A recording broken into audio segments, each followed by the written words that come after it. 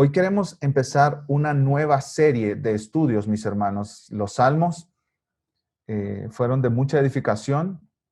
En lo personal, yo fui grandemente bendecido por los salmos. Saqué lecciones de muchísimas ganancias para mi alma. Hoy queremos comenzar una serie de estudios acerca de unos a otros en el Nuevo Testamento. Los unos a otros en el Nuevo Testamento. Y no los veremos todos porque hay muchos, hay cerca de 25 diferentes mandatos que Dios nos hace a nosotros los cristianos de vivir unos con otros y hacer unos a otros. En el Nuevo Testamento se repite esta frase unos a otros o unos con otros o unos por otros por lo menos 77 veces y eso fue lo que yo conté. Si me despisté y por ahí salió otra que no la conté, imagínese usted. Pero por lo menos son 77 veces que se repite esta frase en el Nuevo Testamento, unos a otros, unos por otros. Y déjenme leerles algunos, solo para que se hagan una idea de lo robusto que es este concepto, que a veces se pasa por alto en la enseñanza de la iglesia local. En Marcos 9, estén en paz los unos con los otros. En Juan 13, ámense los unos a los otros. Varias veces en ese pasaje de Juan 13 se repite esto. Juan 15, otra vez. Ese ámense unos a otros es el unos a otros que más se repite en todo el Nuevo Testamento. Se repite en múltiples ocasiones. Dense honra prefiriéndose unos a otros, Romanos 12, 10. Tengan el mismo sentir unos con otros, acerca de lo que orábamos hace un momento, ¿no es cierto? Es una orden de Dios que tengamos el mismo sentir unos con otros, que tengamos la misma mente, el mismo propósito, vayamos en la misma dirección. No nos juzguemos unos a otros, Romanos 14. Aceptémonos unos a otros, como también Cristo nos aceptó para la gloria de Dios, Romanos 15. Amonestémonos unos a otros, Romanos 15, 14. Cuidémonos unos a otros, 1 Corintios 12. Sirvámonos unos a otros por amor, Gálatas 5, 13. No se consuman unos a otros. Es en el contexto de Gálatas 5, donde dice, si ustedes se muerden y se devoran unos a otros, tengan cuidado que no se consuman unos a otros. Dice Gálatas 5:26, no nos envidiemos unos a otros. Gálatas 6:2, llevemos las cargas unos de otros. Efesios 4:2, soportémonos unos a otros en amor. Se los estoy leyendo rápido, mis hermanos, pero ustedes pueden ir a su aplicación de la Biblia en su celular y solo ponen la frase unos a otros en el buscador. Y ahí les aparecerán la gran lista de versículos en el Nuevo Testamento que menciona esta frase. Sean amables unos con otros, Efesios 4, misericordiosos unos con otros. También ahí en Efesios 4, perdónense unos a otros, como Dios los perdonó en Cristo. En Efesios 5, dice que hablemos entre nosotros con salmos, himnos y cánticos espirituales, cantando y alabando al Señor en nuestro corazón. Esto es impresionante, hermano. Porque Dios te llama a ti que cuando estás cantando, no estás cantando solo como una experiencia espiritual personal, sino que al tú estar cantando, estás edificando a otros hermanos también. Estás siendo de bendición para otros hermanos. Entonces, por eso insistimos en la iglesia, canta con toda tu voz, levanta tu voz, alaba al Señor, porque otros hermanos te conocen. Saben las pruebas que tú estás pasando, las dificultades que tú estás pasando. Tú no le estás pasando difícil, pero con todo y eso tú cantas al Señor. Estás edificando su vida. Estás siendo de bendición para Él. Efesios 5:21, sométanse unos a otros en el temor del Señor. Filipenses 2, considérense más importante unos a otros. Colosenses 3, dejen de mentirse unos a otros. Y hay varias de estas frases que se repiten una y otra vez, una y otra vez. Anímense unos a otros. 1 de Tesalonicenses, capítulo 4. Aliéntense, Primera de Tesalonicenses capítulo 5. Edifíquense unos a otros, Primera de Tesalonicenses capítulo 5. Considerémonos unos a otros y estimulémonos al amor y a las buenas obras, Efesios capítulo 10, etcétera, hermanos, etcétera. Recuerden, son 77 diferentes menciones de unos a otros en el Nuevo Testamento. 77 diferentes veces se encuentra esta frase. Algunas de ellas se repiten, como amémonos unos a otros. O sea que este es un tema que le importa mucho a Dios. Repetimos algo que nos encanta decir en nuestra iglesia. Dios no ha diseñado la vida cristiana para que tú vivas aislado del cuerpo de Cristo. Spurgeon decía, ¿para qué sirve un ladrillo solo, apartado del edificio? No sirve para nada. El ladrillo que es útil tiene que estar conectado a un edificio. Tú tienes como un creyente que estar conectado a otros cristianos. Y los pastores hemos hablado de la necesidad de crecer en este unos a otros como creyentes. Tenemos que seguir creciendo. La iglesia ya muestra un patrón, una dirección, un interés unos con otros, un amor genuino unos entre otros, llevando las cargas unos a otros. Pero eso no quita que debemos crecer y hay personas, hermanos, que recién nos están conociendo como iglesia, que necesitan también recibir ese énfasis de parte de nosotros. Dios nos ha llamado a vivir nuestra vida juntos con otros creyentes. Vivimos en la era del iPhone, ¿verdad? Yo, mi teléfono, el iPad. Vivimos en la era del YouTube, es tu canal, es tu tubo, es tu canal, es tu televisión. Tú eres la estrella de tu show, tú eres la estrella de tu historia. Y de ninguna manera Dios nos ha llamado a ese estilo de vida. Vivimos en la era de los superhéroes, vivimos en la era del Superman y de la Superwoman. Hermano, Dios no nos ha llamado a ese estilo de vida. Nosotros no somos llaneros solitarios, estilo las películas del oeste antiguas, ¿no es cierto? No sé quiénes de ustedes eran fanáticos o son fanáticos de esas películas. El llanero solitario, el que va y defiende al pueblo de los malos, él solo. No necesita de nadie. El Robin Hood, ¿no? Que les roba a los ricos para darle a los pobres y es el héroe. El héroe en solitario. La estrella del show. Hermanos, nosotros no estamos llamados a vivir esa vida. Una vida aislada de otros creyentes, una vida ensimismada. Dios nos ha llamado a vivir en comunidad, pero específicamente, no solo juntados como una bola ahí, no. Dios nos ha llamado a vivir en comunidad específicamente y por eso nos da todos estos unos a otros, porque Él quiere que practiquemos estas cosas de manera específica. No en general. No, sí, yo me reúno a comer con otros. Bueno, los hispanos somos buenos para eso. Hay comida y ahí vamos a estar, ¿no es cierto? Pero es mucho más que comida, hermanos. Es mucho más que juntadera. Es mucho más que hacer un bonche, como dicen creo que los dominicanos. Es mucho más que eso. Es muchísimo más que eso. Es compartir tu corazón, abrir tu vida, no vivir una vida oculta, no vivir una vida oscura. Que los hermanos sepan dónde andas, en qué trabajas, cómo te llamas, cómo se llaman tus hijos, cómo se llaman las personas que tú amas, cuáles son las cargas de tu corazón. ¿Qué estrés está viviendo tu alma? ¿Qué tentaciones son las que tú estás batallando? ¿Qué pecados estás cometiendo en los cuales necesitas que otros casi que te rescaten? Esa es la vida que Dios nos ha llamado, mis amados hermanos. Nosotros los hispanos somos buenos para la comunión superficial, pero no somos buenos para la comunión profunda, de relaciones íntimas. Hombres, yo les hago una pregunta. ¿Tienes amigos que te conozcan de verdad? Que conozcan tus tristezas, tus anhelos, tus fracasos, tus lágrimas, que conozcan tus tentaciones, tus pecados, tus alegrías, tus gozos. ¿Tienes ese tipo de amigos o estás viviendo una vida oculta, sola, solitario?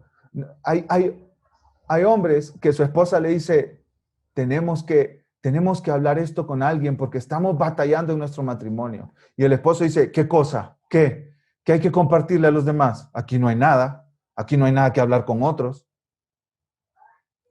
Y los hombres hispanos especialmente, tenemos esa tendencia a poner una imagen, una cara, una imagen delante de otros hombres, que somos fuertes, indestructibles, todopoderosos. O simplemente vivimos callados. Nadie nos saca de nuestro mundo, nadie nos saca de nuestra burbuja, nadie nos saca de nuestro encierro, nadie nos saca de nuestra vida oculta. Esa no es la vida a la que Dios nos ha llamado, hermanos. Y tú me dices, pastor, es que yo soy tímido. Hermano, aquí en los unos a los otros no dice, confiésense sus pecados unos a otros, excepto si eres tímido. Si eres tímido, no le confieses tus pecados a nadie. Hermanos, eso no está en Santiago capítulo 5. Y es más, yo me atrevo a decir que los que más hablan son los que menos comparten de su corazón, porque tienen de todo tipo de conversación y tú hablas con ellos de política, de economía, de deporte, de todo tipo de conversación, menos su corazón. Su corazón no lo abren con nadie, está cerrado con candado. Esa no es la vida a la que Dios nos ha llamado, mis amados hermanos. Si tú estás viviendo una vida oculta, una vida aislada, cerrada, tú tienes que arrepentirte y decirle a Dios, Dios, yo necesito que tú me ayudes a abrir mi corazón. Regálame un amigo con quien yo pueda compartir mi vida. Regálame un buen amigo, 2 amigos, 3 amigos con quien yo pueda compartir mi vida. Y tal vez algunos de ustedes, hermanos, se han llevado desazones, se han llevado tristezas grandísimas porque han compartido su vida con gente que los ha traicionado. Y de verdad, eso es algo muy, muy, muy, muy, muy triste, que destroza la confianza de alguien para abrirse y abrir su corazón con otros. Pero aquí estamos llamados a la fe en Dios, a la fe en el plan de Dios, porque el plan de Dios es que compartamos nuestra vida con otros, no con cualquiera. Y a mí me gusta decir eso. No te estoy diciendo, vete por ahí y publica a toda la iglesia en un culto de adoración del domingo, publica a toda la iglesia ahí tus pecados y tus maldades y tus tentaciones. No, busca a alguien de confianza, maduro en la fe, con quien tú puedas abrir la Biblia y de verdad vas a encontrar el consejo que tu alma necesita. Les recuerdo algo que les he leído muchas veces, mis hermanos, esta cita del libro Discipular que las hermanas leyeron hace poco, ¿no es cierto? Un librito azul, y que los hombres estaremos leyendo en estos próximos 2 meses en la escuela de siervos. El libro se llama Discipular y dice el pastor que lo escribió, el cristianismo no es para los solitarios o individualistas, es para personas que viajan juntas en el camino angosto que lleva a la vida. Debes ser un seguidor y debes liderar, debes ser amado y debes amar. Y amamos a otros mejor ayudándoles a seguir a Jesús a través del camino de la vida. Ser un discípulo de Jesús significa orientar nuestras vidas hacia otros, tal y como Jesús lo hizo. Significa trabajar para el bien de otros. Hermano, nosotros los pastores estamos en comunicación constante con ustedes. Y hay algunos de ustedes que no nos levantan el teléfono, que nos cancelan una y otra vez las citas, las llamadas. Hermano, si no somos nosotros, búscate a alguien, por favor. Por el bien de tu alma, por el bien de tu matrimonio, por el bien de tu familia, por el bien de tus hijos, por el bien de tu futuro, por el bien del nombre de Cristo. Busca a alguien con quien compartir tu vida. Busca a alguien con quien compartir tu vida. Y pues los pastores nos conversamos y tenemos un propósito aún mayor que el propósito de individualmente estar cumpliendo estos mandatos de unos a otros. Nuestro propósito, hermano, es que en la iglesia se desarrolle una cultura, toda una cultura de ayudarnos unos a otros mutuamente a seguir a Jesús. Qué bonito es escuchar de hermanas que yo no sabía en lo personal, que están estudiando la Biblia juntos. Qué bonito es escuchar que se están reuniendo por ahí en un Starbucks o en un McDonald's. Depende del presupuesto, ¿verdad? para leer la Biblia, para estudiar la Biblia, que se están llamando por teléfono, que se están mandando mensajes, que se están animando, que están compartiendo sus cargas. Qué bonito escuchar de hermanos que se están juntando ahí una vez a la semana en el McDonald's de la esquina para hablar de la Biblia, para abrir la Biblia y leer un libro de la Biblia o para leer un libro aparte. Qué bonito es escuchar de hermanos que se están llamando, que están compartiendo sus cargas, confesándose sus pecados, ayudándose unos a otros. Eso es emocionante. Y eso es lo que nosotros queremos, mis amados hermanos, como pastores de la iglesia. Que eso sea una cultura nuestra. Que nos ayudemos unos a otros a seguir a Jesús. Hay un libro que se llama El enrejado y la vid. Este libro habla de la iglesia local y este tipo de relaciones. Y escucha lo que dicen los escritores, que es nuestro sueño para la iglesia Palabra de Vida. Imagínate cómo sería si todos los cristianos participaran en una red en la que se lee la Biblia con regularidad y como parte normal de su discipulado. Que no solo escudriñaran la palabra de manera individual, sino que la leen con sus hijos antes de irse a dormir, con sus cónyuges, mientras desayunan, con un colega no cristiano, mientras almuerzan, juntos una vez a la semana, en el trabajo, con un cristiano recién convertido para animarse mutuamente cada 15 días, con un amigo cristiano maduro en su fe para darse aliento mutuo. Sería una red complicada y enredada de relaciones personales, oración y lecturas bíblicas, más parecido a un movimiento que a un programa, aunque vista desde otra perspectiva sería profundamente sencilla y estaría al alcance de todos. ¡Qué gran idea tan fantástica!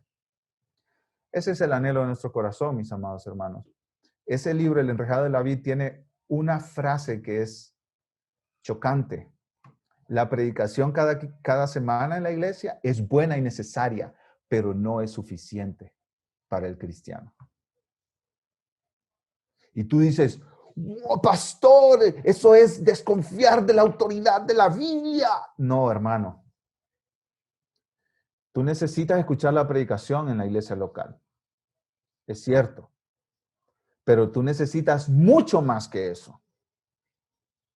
Y no solo el cristianismo individual que quizá hemos aprendido por años. Lee tu Biblia, ora. Lee tu Biblia, ora. Lee tu Biblia, ora. Levántate temprano, lee tu Biblia y ora. Hermanos, eso está bien, eso es piadoso, eso mi familia y yo lo practicamos, pero necesitas compartir tu vida con otros. Necesitas participar de una vida compartida con otros hermanos y hermanas en la fe. Como familias, invitarnos a comer a menudo para compartir nuestra vida familiar. Invitar a hermanos solteros a casa para que ellos vean cómo nosotros vivimos en lo interno, para que vean cómo nos tratamos. Quizá Dios les concede una esposa, un esposo, y ellos pueden recordar, oh, yo recuerdo cómo aquella familia se trataba, cómo aquel hombre amaba a su esposa, porque yo lo vi, yo me metí en esa casa, yo vi lo que pasaba allá adentro. Oh, yo me acuerdo cómo ellos criaban a sus hijos. Yo quiero seguir ese patrón. Yo quiero seguir ese ejemplo. Que parejas jóvenes recién convertidas puedan ser invitadas a nuestras casas para ver cómo nosotros nos tratamos y que ellos digan, wow, esto es totalmente diferente a lo que yo aprendí en mi hogar, en mi familia, en mi casa. Yo nunca había visto a un hombre tratar así a su esposa, porque mi papá nunca trató así a mi mamá. Yo nunca había visto a una mujer someterse a un hombre así de esa manera, con amor, con gozo, porque mi mamá jamás se sometió a mi papá. Ella hacía lo que quería. Pero ¿cómo van a aprender eso las familias jóvenes, hermanos, si no nos ven a nosotros, ejemplos de carne y hueso? Ahí viviendo el evangelio, en las luchas, en las pruebas, en las tentaciones, en los pecados, en las alegrías, en los gozos. ¿Cómo van a aprender las familias jóvenes, las familias recién convertidas, los creyentes solteros, los creyentes jóvenes en la fe? Necesitamos este tipo de relaciones, este tipo de intimidad entre nosotros, este tipo de apertura. Tu vida no es una vida que se vive en lo secreto.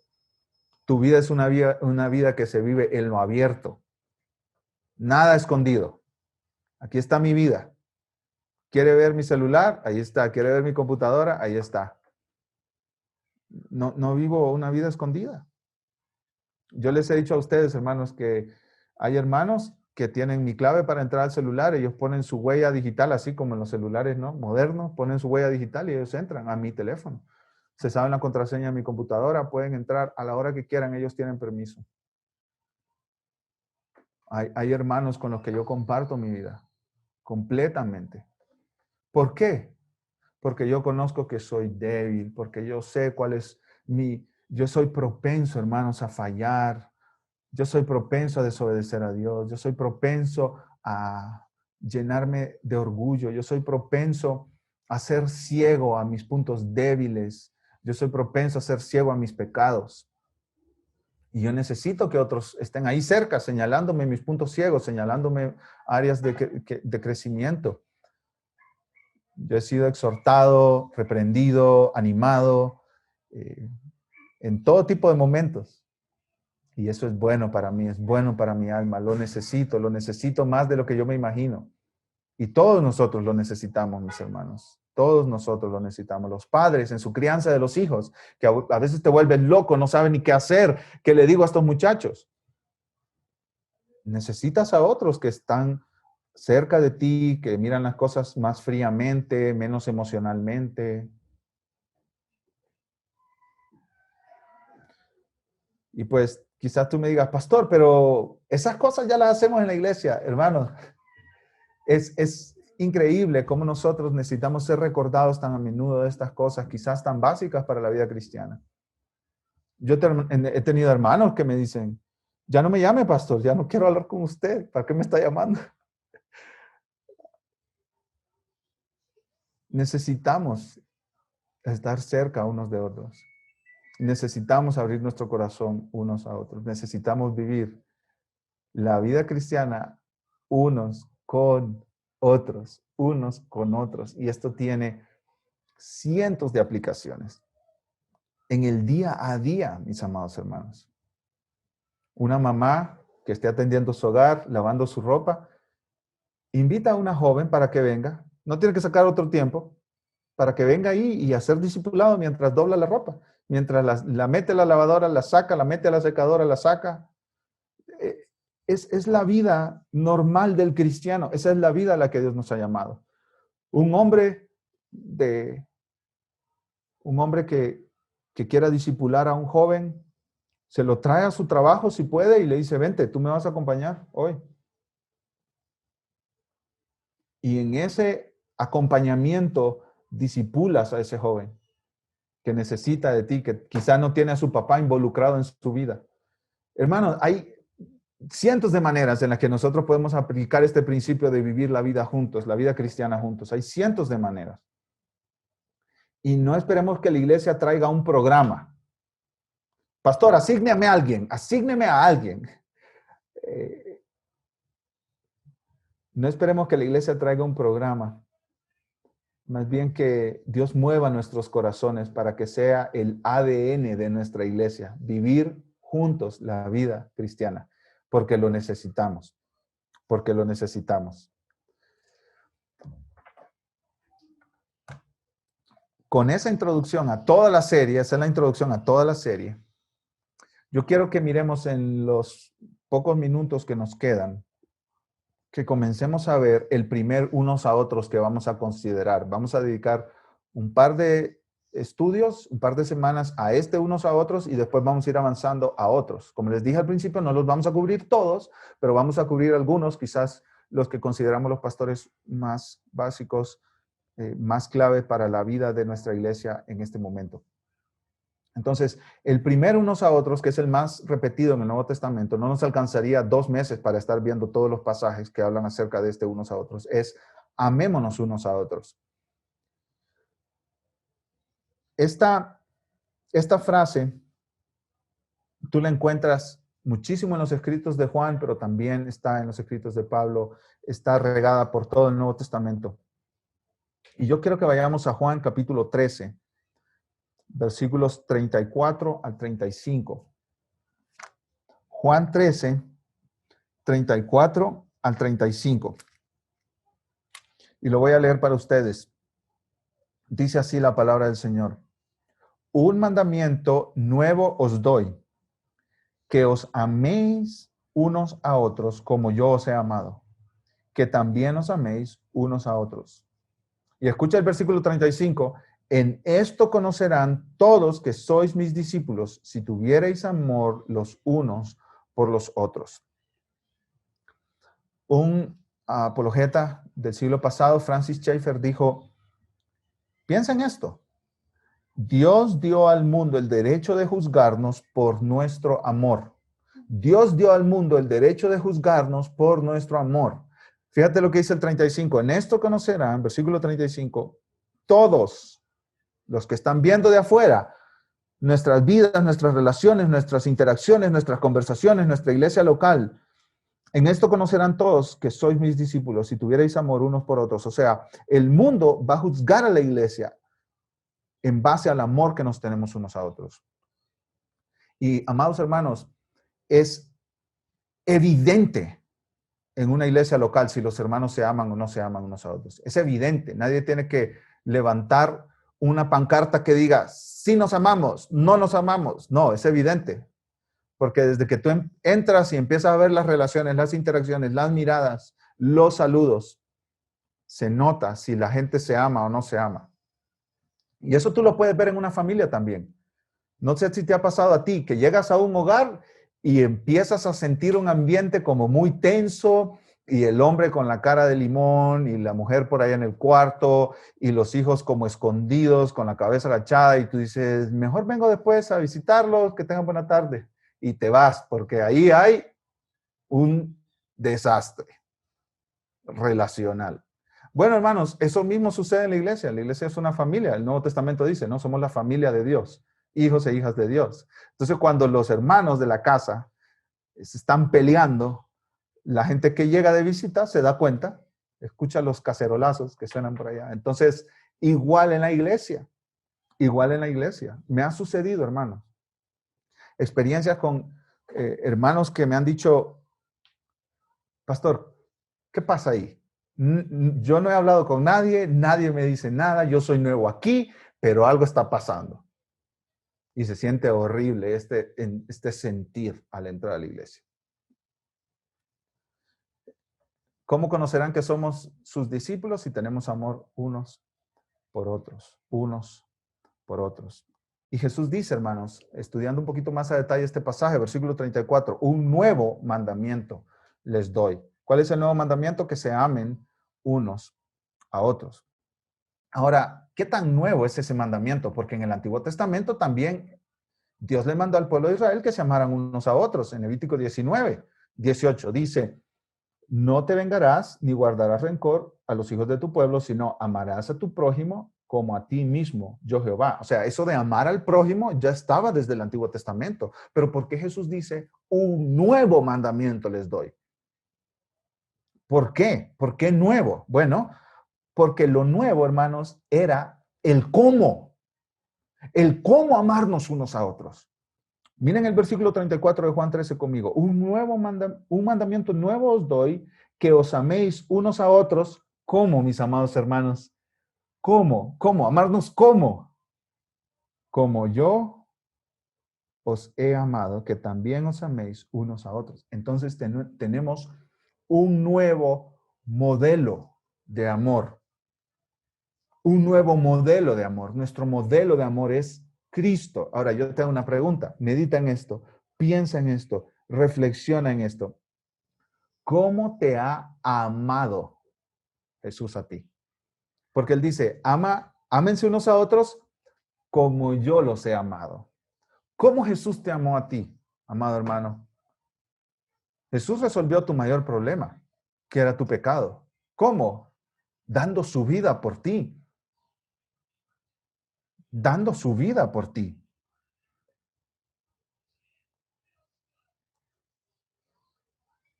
Jesucristo se pone como ejemplo de este nuevo amor, un nuevo mandamiento les doy. Que se amen como ¿quién? Como Él nos amó a nosotros, como Él nos amó a nosotros. Ahora, yo quiero que veamos un poquito el contexto de Juan 13. Juan 13. Miren conmigo un poquito más atrás de los versículos que leímos en Juan capítulo 13, versículos 34 y 35. Veamos el versículo 1. Juan capítulo 13, versículo 1. Mira lo que dice.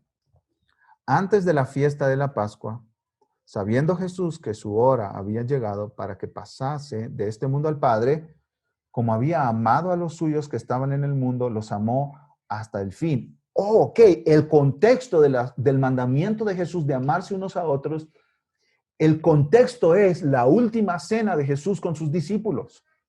Jesús está a punto de ser arrestado, enjuiciado injustamente y llevado a la cruz. Jesús está a punto de eso, a unas horas de eso. Y mira lo que dice más adelante, en el versículo 3.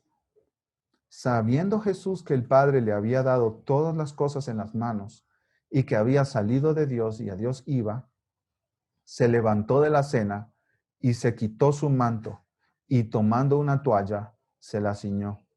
Luego puso agua en un lebrillo y comenzó a lavar los pies de los discípulos y a enjugarlos con la toalla con que estaba ceñido. Este es un acto de servicio que tenía que realizar el esclavo de más bajo rango en la casa. Y Jesús lo hizo, el Rey del universo, el Señor de todo, el dueño de todo, el creador de todo, le lavó los pies a estos discípulos, incluyendo a Judas, que lo traicionó, e incluyendo a Pedro, que lo negó, e incluyendo a todos los otros 10 que lo abandonaron en el momento de la prueba más dura que él tuvo en su vida. A todos. Al traidor le lavó los pies, al que lo negó, al que se avergonzó de él, le lavó los pies, y Jesús sabía todo lo que le iba a acontecer, y Jesús sabía, porque lo profetizó, que todos le iban a abandonar. Y aún así le lavó los pies a todos ellos. Ahora, mis amados hermanos,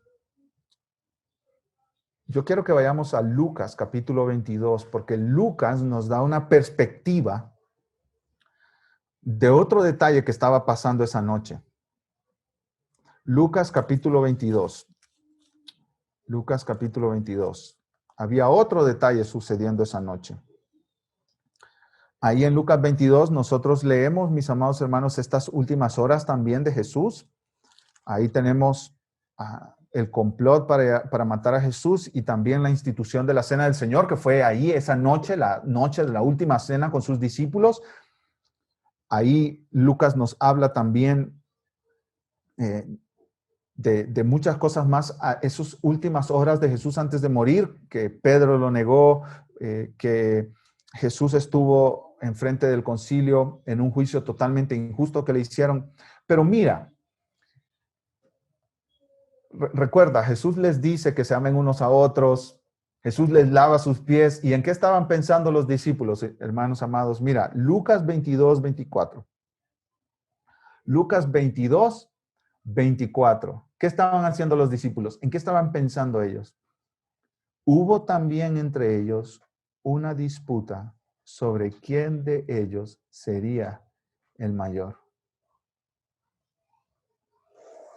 ¿Quién va a estar más arriba en el reino de Cristo? ¿Quién va a ser el primero? ¿Quién va a ir adelante de todos los demás? Este no es un espíritu de amor y de servicio sacrificial como el de Cristo. Este es un espíritu de orgullo. Este es un espíritu de egoísmo. Este es un espíritu de buscar el primer lugar. No como dice Pablo en Filipenses, piense en los demás como superiores a ti mismo. No, nada de eso, de ninguna manera. Esta no es una vida de unos a otros, mis amados hermanos, que estaban viviendo los discípulos en ese momento. Esta no es una vida de unos a otros. Esta es una vida de yo y yo. Si Pedro hubiera diseñado el iPhone, también le hubiera puesto iPhone. iPhone es mío, yo lo tengo, yo lo quiero. Ellos querían el primer lugar, mis amados hermanos. Jesús estaba dándoles el mayor ejemplo de amor y ellos estaban amándose a sí mismos. Y ¿Por qué nos cuesta vivir una vida de unos a otros, mis amados hermanos? ¿Por qué nos cuesta amar a los demás como Cristo nos amó a nosotros? ¿Por qué? Porque en nuestro corazón está sembrada una semilla del egoísmo, del egocentrismo. Estamos centrados en nosotros, en nuestras necesidades, en lo que nosotros queremos, en lo que nosotros anhelamos. Vivimos como en nuestro mundo. ¿No es cierto, mis amados hermanos? Vivimos como en nuestro mundo.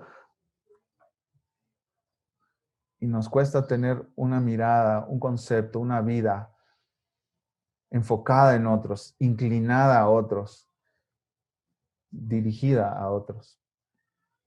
Pero Dios nos llama aquí a que vivamos unos a otros y especialmente en amor, amándonos unos a otros. Ahora, esta frase, amarnos unos a otros, no solo está en Juan, en el Evangelio de Juan, en el capítulo 13, sino que está por otras partes del Nuevo Testamento. Yo quiero que vayamos a algunas de ellas. Vamos a Romanos, capítulo 12. Solo voy a mencionar algunas porque son importantes que nosotros las veamos. Romanos, capítulo 12, ahí en el versículo 9 y 10. Dice Romanos 12, 9 y 10. El amor sea sin fingimiento. Aborreced lo malo, seguid lo bueno. Amaos los unos a los otros con amor fraternal. En cuanto a honra, prefiriéndoos los unos a los otros. Y vamos al capítulo 13, versículo 8. Romanos 13, 8. ¿Qué dice, mis amados hermanos? No debáis a nadie nada. No te metas en deudas. No andes en deudas. No te llenes de deudas. Sino que, ¿cuál es nuestra deuda? ¿Cuál es la deuda que tú y yo debemos de tener? No económica, sino el amaros unos a otros, porque el que ama al prójimo ha cumplido la ley. Pablo nos dice algo muy importante aquí. La ley se resume en los 10 mandamientos, ¿no es cierto, mis hermanos? Y Jesús dice, el resumen de esos 10 mandamientos y el resumen de los 633 mandamientos del Antiguo Testamento es, amarás al Señor tu Dios con todo tu corazón y amarás a tu prójimo como a ti mismo. Jesús dice, en esos 2 mandamientos se le resume la ley y los profetas, porque si amas a Dios, no vas a tener otros dioses aparte de Él, no vas a tener imágenes, no vas a mencionar su nombre en vano, vas a respetar el día de reposo porque es el día de Jehová, el día del Señor. Si amas al Señor, vas a cumplir esa primera tabla de la ley. Y si amas a tu prójimo, no vas a codiciar su mujer, ni su auto, ni su casa. Si amas a tu prójimo, no lo vas a matar. Si amas a tu prójimo, no le vas a robar. Y todos esos mandamientos de la segunda tabla de la ley, ¿no es cierto? Romanos, el apóstol Pablo nos dice aquí, si nosotros nos amamos unos a otros, si amamos al prójimo, hemos cumplido la ley. En otras palabras, mis amados hermanos, Pablo dice, y Jesús también, enfócate en tu vida en amar a Dios y amar a tu prójimo. Porque si amas a Dios y amas a tu prójimo, estás en la posición correcta para cumplir los demás mandamientos. Y este amor es un amor de voluntad. Yo decido amar a mi esposo, a mi esposa, a mis hermanos de la iglesia, a este pastor que no soporto, no lo puedo ni ver, no, prefiero estar escuchando música que escuchando su sermón, pero amarlo, lo amo, decido amarlo, pero ese amor también es un amor de afecto. Primero es un amor volitivo, de decisión, de la voluntad, pero también es un amor de afecto. Yo decido amar y amo genuinamente a este hermano, como Pablo dice ahí en el capítulo 12, el amor sea sin fingimiento. No estoy fingiendo que lo amo, no estoy poniendo cara de que lo amo y por dentro lo odio. No, es un amor genuino, verdadero.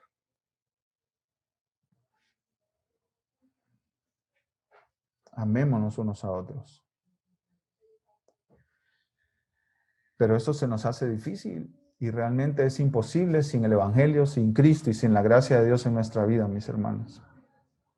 Solo podemos amar como Cristo nos amó Solo podemos amar a nuestros hijos como Cristo nos amó. Solo podemos amar a nuestro vecino como Cristo nos amó. Solo podemos amar a nuestros hermanos de la iglesia como Cristo nos amó.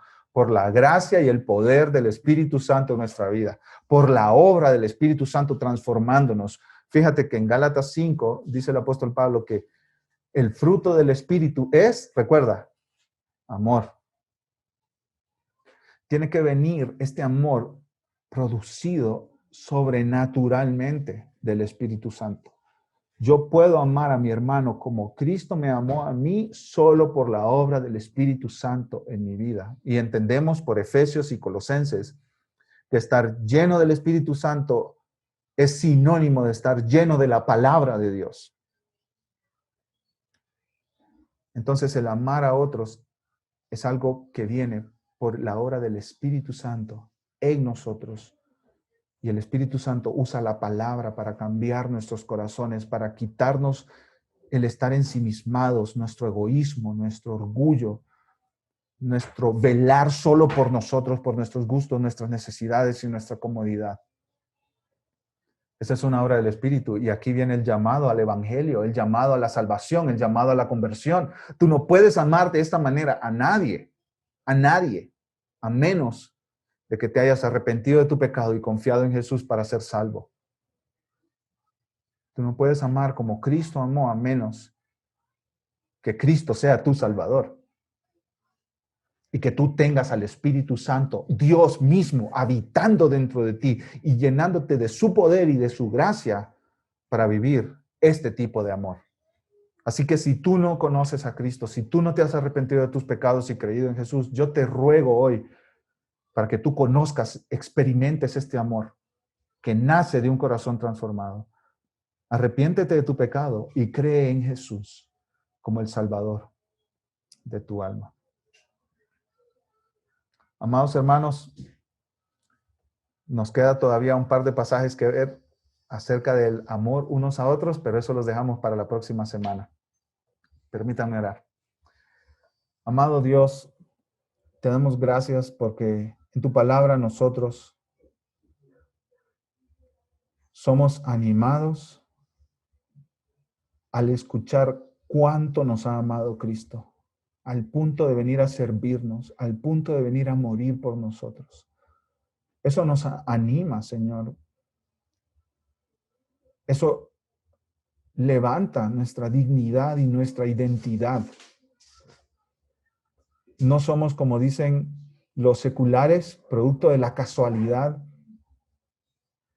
producto de la buena suerte que evolucionamos como animales racionales hasta el punto donde estamos, que somos materia y nada más. No, somos hombres y mujeres, personas creadas a la imagen de Dios, que caímos en pecado, pero que hemos escuchado de que Cristo dio su vida para salvarnos. Gracias, Señor, por lo mucho que Cristo nos amó. Señor, en nuestra lucha diaria con nuestra identidad personal, con cómo nos sentimos, en cómo somos en nuestros éxitos y fracasos. Gracias porque Cristo es nuestra identidad. Gracias porque Él nos amó y nos amó hasta el final y para Él fuimos dignos de su sacrificio, de recibir esa salvación. No por nuestros méritos, Señor, no porque somos buenas personas, sino porque Él nos amó, nos consideró valiosos para rescatarnos y reunirnos con Él dentro de su familia. Gracias porque Cristo nos da una nueva identidad de hombres y mujeres amados eternamente por Él. Eso nos anima, Señor, y también nos confronta, porque Cristo nos llama a amar a otros como Él nos amó a nosotros. Y Dios, nosotros reconocemos y confesamos nuestro orgullo, nuestro egocentrismo, nuestro egoísmo. Reconocemos, Señor, que no hemos amado a otros como tú nos amas. Reconocemos que no hemos extendido ese amor sacrificial por otros, Señor, empezando en nuestro hogar, empezando en nuestros matrimonios, empezando también en nuestra iglesia local. Padre, sobrenaturalmente, a través del poder de tu palabra, produce ese amor en nosotros y que nos amemos unos a otros. Que nos amemos, Señor, a pesar de nuestras diferencias y a pesar de nuestras idiosincrasias personales. Que nos amemos, Señor, unos a otros. Quizás no tenemos química en lo personal, pero eso no es una excusa para no amarnos y no sacrificarnos unos por otros y no buscar el bien unos de otros, Señor. Permítenos vivir esa vida de amor sacrificial. Y gracias por tu perdón en Cristo, porque reconocemos que no nos hemos amado unos a otros como Cristo nos amó. Pero también por ese pecado Cristo nos perdona. Oramos dándote gracias en el nombre de Jesús. Amén.